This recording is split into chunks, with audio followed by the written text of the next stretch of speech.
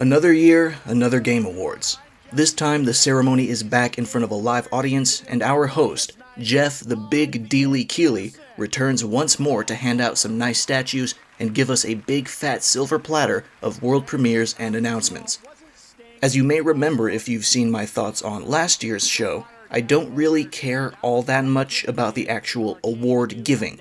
I've grown very apathetic to the concept of award ceremonies over the years, but the Game Awards is a different case, because it's also a huge showcase of what the future holds. Every year the event seems to have a bigger number of things to show than the year before, and this year is no deviation from that. There's a lot to discuss here, but I couldn't possibly be bothered to go over each and every reveal. So I'm going to stick with the premieres, announcements, and even the occasional award, in spite of my previous statements, that stuck out to me the most. First off was the pre-show, which actually had a fair share of its own new trailers.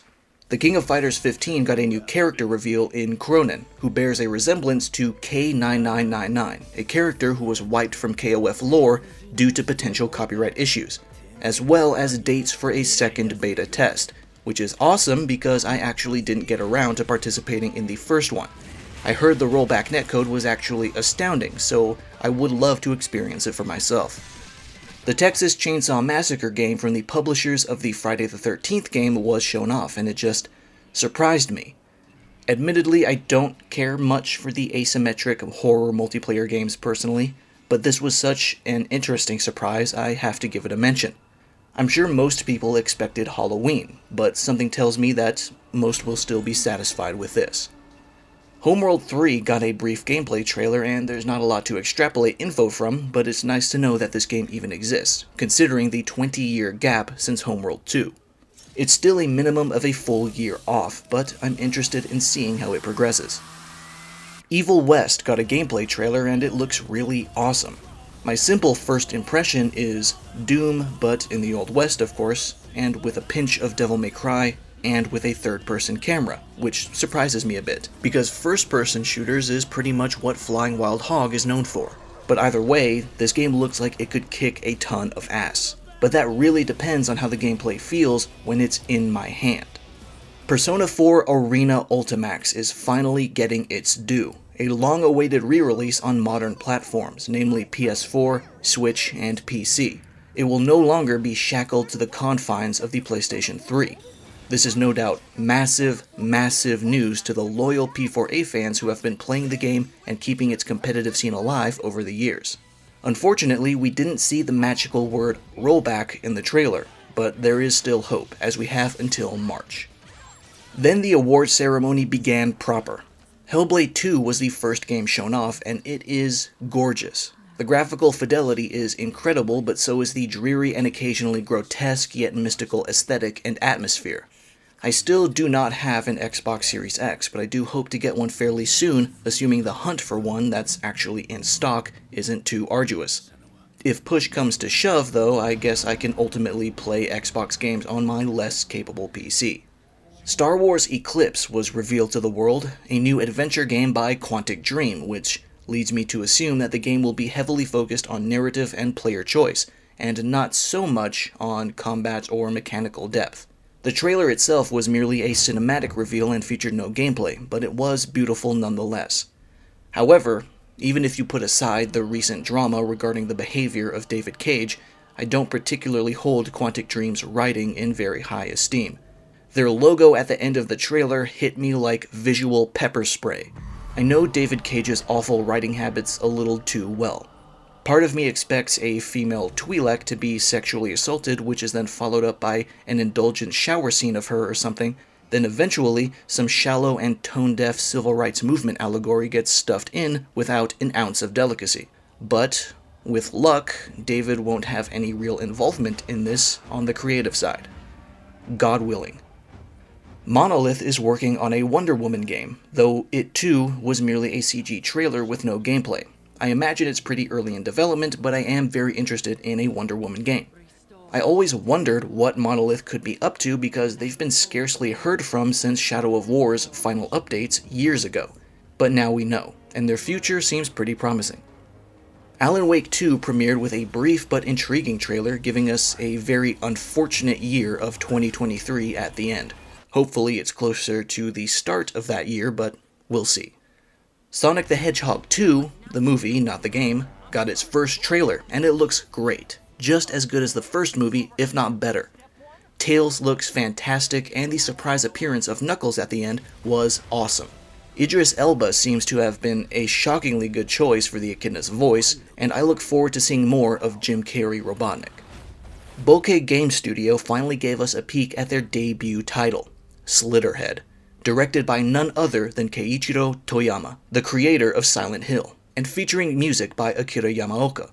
It seems like a horror game involving some type of skinwalkers or something, but man, the tone of the trailer itself was odd and kinda all over the place despite being only a minute long. It left an impression though, and I am interested. Also, Slitterhead is a fucking cool name. Sonic Frontiers finally gave us a brief look at its gameplay, specifically its setting, which seems to be an open world. It's not fully confirmed, but it seems pretty easy to parse. It looks very pretty as well, but it is a Sonic game from Sonic Team, so we'll see how it ends up. The awards for Best RPG went to Tales of Arise, and Best Score and Music went to Nier Replicant. I'm glad to see those games get recognition, even if I was a little bit critical of Arise, specifically its combat mechanics. Forspoken got a new gameplay trailer and a release date of May 24th, 2022, which is probably a little bit earlier than some people were expecting. Hopefully it stays there because Square games do have a bit of a habit of getting last-second delays of a couple of weeks or even a whole month. Like I've stated before, I do think the Luminous engine is a promising piece of software, and I hope Forspoken delivers on that potential and ends up being a fun, fast, and beautiful game. Dune Spice Wars was announced, and while we didn't receive any gameplay footage, its Steam page does confirm that it is a real-time strategy game with 4X elements. So, might be pretty cool. Seems like a genre that fits the universe pretty well. Final Fantasy XIV won the Best Ongoing Game Award, as it should, because it's the only game in that entire category that really deserves it. I think all the other nominations have communities that do nothing but complain about their game. 14 also won Best Community Support, which, again, is a no-brainer. Crossfire X got a really cool looking trailer showing off the single-player campaign developed by Remedy, as well as a release date of February 10th.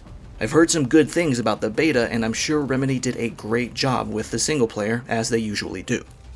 Guilty Gear Strive won Best Fighting Game, which is super obvious even to those who might not have been crazy about it. It would have been hilarious if Virtua Fighter won, though. Elden Ring got a story trailer, which will almost certainly be the first cutscene that plays when you start the game. There's lots of great imagery in this one, and I'm sure plenty of other Souls-centric channels will be dissecting it for lore bits.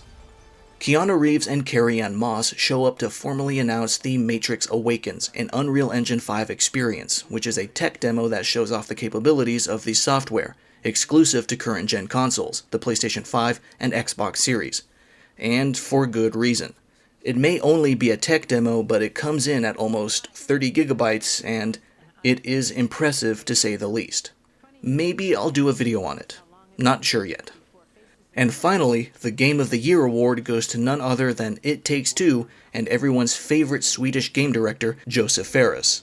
I admit I have not played It Takes Two myself yet because, to be honest, mandatory co-op games isn't really something I'm personally interested in.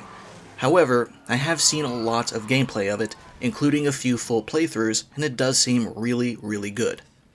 And that concludes the whole ceremony. Unfortunately, there was no big, super secret mega reveal at the end of the event that blows us all away. Which actually leads me into a thought I had when a friend of mine said he would just watch trailers after the show is over next year because many things he wanted to be there weren't.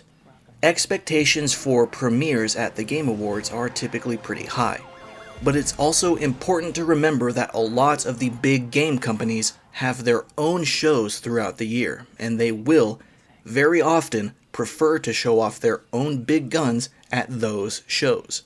Sony, Microsoft, Nintendo, EA, Ubisoft, They're almost always going to want to premiere huge titles at events that they themselves hold. They want that engagement and they want that association. Meanwhile, the Game Awards is typically best suited for companies who aren't closely tied to any of those other entities that frequently hold their own shows. The Game Awards did show a lot though, including new things that we genuinely haven't seen yet.